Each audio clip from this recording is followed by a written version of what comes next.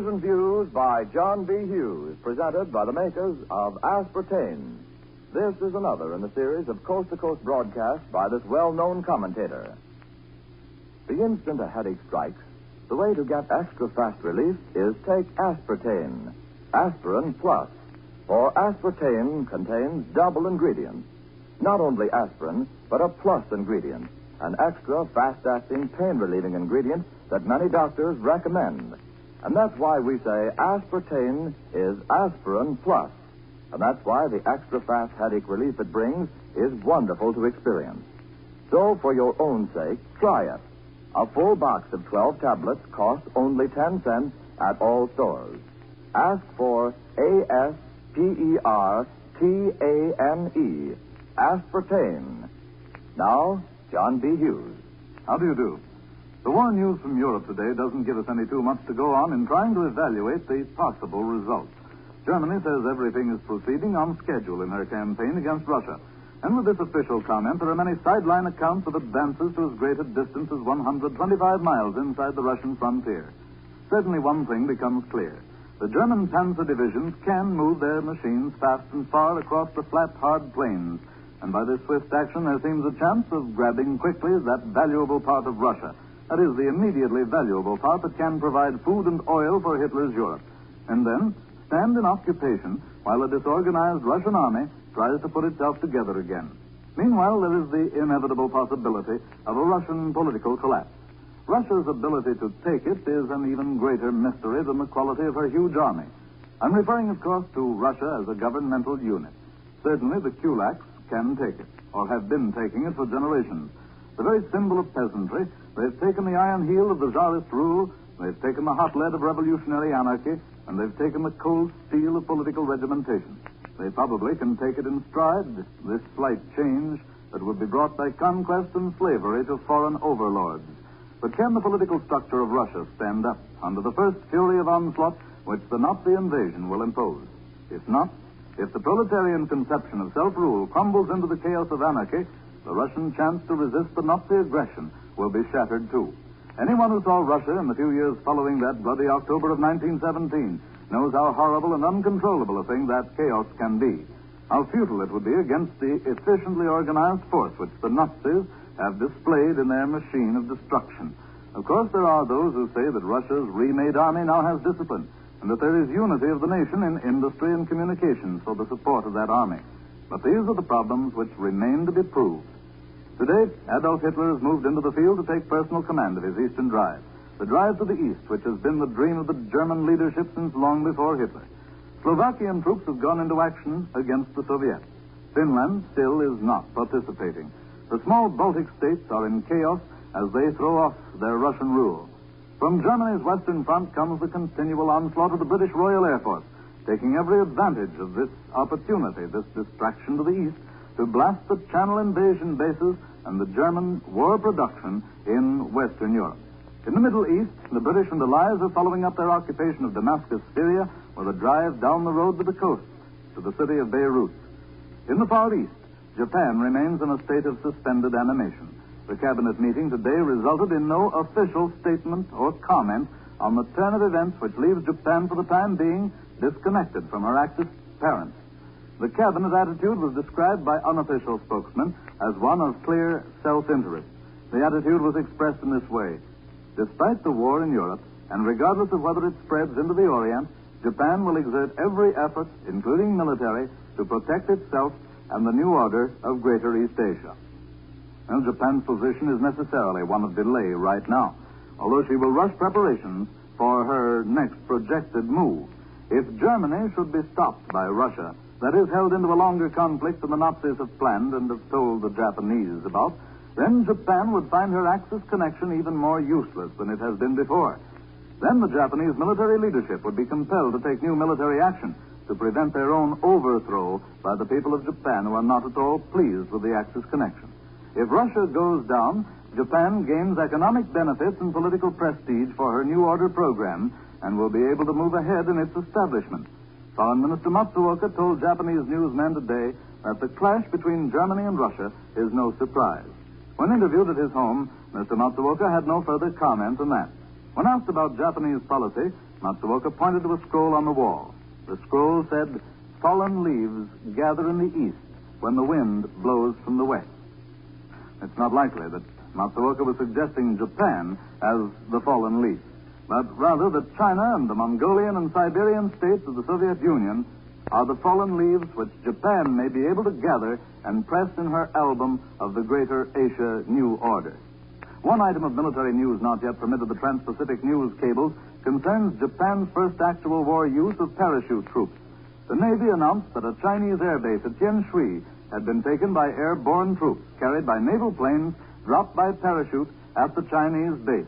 The significance is clear, for invasion from the sea will be necessary in the program of southern aggression for Japan's new order in the South Pacific. And now, a moment with Tony Lafrano. Now, if you want really fast relief when you have a headache, I urge you to try the remarkable preparation called aspartame. For aspartame is aspirin plus. A truly amazing preparation that thousands say gives them the fastest headache relief they have ever experienced. And the reason it works so fast is simply this. Aspartame contains, in addition to regular aspirin, a plus ingredient, an extra fast-acting pain-relieving ingredient that many doctors recommend. Thus, with aspartame, you get double ingredients, double action, extra fast relief. It's simply amazing what it does. Yet aspartame costs no more than ordinary aspirin alone, actually less than a penny a tablet. The handy 12-tablet tin is only a dime at all stores. So, if quick, effective relief from a headache is what you want, for your own sake, get aspartame at once. Take a tablet and see how fast you feel better. You'll say it's wonderful. Remember the name, Aspertane. Aspartame. Aspirin Plus. Try it now. It's only 10 cents. Now, here is John B. Hughes. In Washington, D.C. this morning, Congress is puzzled over the problem of whether or not to send least lend aid to Russia. However, it appears that congressional reaction is developing as might be expected. Administration foreign policy supporters are for giving aid if Russia wants it. The anti-interventionists are against it. The Senate Military Affairs Committee is considering two proposals, one giving the president unlimited power to seize property, the other granting him modified property seizure power, which the War Department wants in an effort to speed up defense production. Farmers may enjoy their most prosperous year since the Depression if the Senate approves the now pending Farm Appropriation Bill, which will bring over $1 billion in aid to 30 million people. Local selective service boards throughout the nation have been told to make their own decisions in cases of selectees 28 years old or older who are now eligible for service but who may be deferred in a few weeks under modification of the Draft Act. In Washington, Leon Henderson, head of the Office of Production Management of Price Administration and Civilian Supply, today moved to freeze prices on furniture and refrigerators, warning that increases might lead to inflation. The Army has announced that America's land, sea, and air forces are being knit into more highly coordinated combat teams during the important preparations for national defense. While the talk of a gas shortage on the East Coast continues, the supply of oil is accumulating for lack of transportation along the Gulf Coast. The far west today is watching with a good deal of interest the newest developments in the San Francisco Bay Area shipyard strike, which has hampered progress on $500 million worth of cruisers, destroyers, and cargo vessels needed in the National Defense Program. Yesterday, the United States Navy announced action in the strike, which may have far-reaching effects on the course of future strikes in defense industries. Before the Navy acted through the office of Rear Admiral J.W. Greenslade, 12th Naval District Commandant, the strike situation had reached an impasse. The irresistible force of union demands had met the immovable object of management denial. As I've explained before, the San Francisco Bay Area machinists were asking wages of $1.15 an hour and double time for overtime. The Coastwide Master Contract for the shipbuilding industry set the machinists' wage scale at $1.12 an hour and time and a half for overtime. However, the machinists in the San Francisco Bay Area have been receiving double time for overtime for the past 23 years. It was a working condition established as a custom, one which the machinists quite naturally did not want to give up. The FFL machinists in San Francisco did not ratify the Coastwide Master Stabilization Contract. The CIO machinists in the East Bay Area were not invited to participate in the drawing up of that contract. The Bethlehem Shipbuilding Company did not take part in formulating the Coastwide contract. These three, the two machinists groups and the company, have been most prominently concerned in the present strike. It's been a situation which could have been avoided had Bethlehem been called on by the government to join in the industry-wide stabilization contract negotiations from the beginning. Both the Navy Department and the Office of Production Management helped formulate that contract. At the same time, more consideration should have been given by all parties concerned to the fact that certain working conditions for machinists prevailed in the area. And thus far in the defense program, there's been no appeal to American workers to sacrifice established conditions. So far, there's been no need to make such an appeal. Last week, the AFL machinists in San Francisco refused to comply with a back-to-work appeal from their international president, Harvey Brown, on the ground that they had already voted 4 times to remain on strike until their demands were met. It was agreed, however, that if the Bethlehem Shipbuilding Yard accepted the proposal of the Defense Mediation Board to sign a closed-shop contract in accord with the terms of the coastwide master contract, the situation would be changed, and the machinists would vote again. Bethlehem San Francisco Yard referred the matter to the Bethlehem Home Office in the East. Yesterday, Rear Admiral Greenslade announced he was holding meetings to bring the matter to a head. The 12th District Commandant conferred with city officials who promised any sort of police action or protection he might require. Then Rear Admiral Greenslade conferred with business agents of the striking union and was told that the union could not accept his back-to-work proposals, just as they had refused to comply with a request from the president on grounds which they fully outlined. It was indicated that the Rear Admiral would not confer with the shipyard managers because of the union's stand. A short time later, the Rear Admiral announced a plan to blanket in, under civil service, any machinists who wanted to work in the yard. The Rear Admiral had the promise of city authorities to help disperse the picket lines which the machinists have maintained around the yard and through which the Navy already has led other members of the Metal Crafts Council in a back-to-work movement. Immediately after the Rear Admiral's announcement, a little too immediately, according to some observers, the Bethlehem plant announced that it would sign the closed-shop agreement. Had the announcement been made yesterday morning, Rear Admiral Greenslade might have received a much different answer from the union agents. But when the Bethlehem announcement was made, the civil service proposal already had been made. A proposal which the CIO secretary referred to as a club to force the men back to work. This morning, the AFL Machinists Union withdrew all its pickets. The Navy opened civil service registration booths at the Bethlehem plant.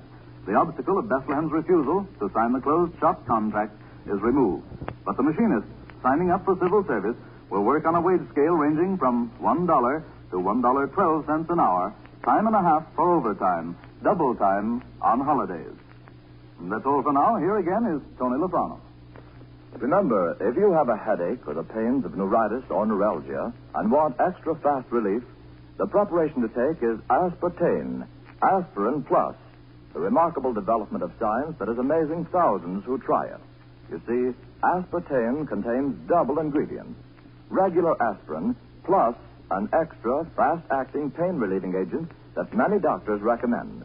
And it's these double ingredients that give the double action, extra fast relief you feel that is truly remarkable to experience. So try aspartame today. It costs no more than ordinary aspirin alone, actually less than a penny a tablet. For the handy 12-tablet box is only 10 cents at all stores. But when you try it for a headache, you'll feel the effect of its extra quick relief in an amazingly short time. You'll say it's the finest thing you have ever used. Remember, the name is ASPERTANE, aspartame, aspirin plus, and all stores have it for only 10 cents a box. Try it today. News and Views by John B. Hughes will be back on the air again at the same time tomorrow. The opinions expressed by John B. Hughes on this program are his own and do not necessarily reflect those of the sponsor or this station. This is Tony Lofrano speaking for the makers of aspartame. Every woman who wants her teeth and smile to look their best should try Colonos, the dry brush toothpaste. Colonos acts like a jeweler's polish to erase common surface stains and help reveal the fascinating natural gleaming color of your teeth hidden underneath these stains. Try Colonos on a dry brush. This is the Mutual Broadcasting System.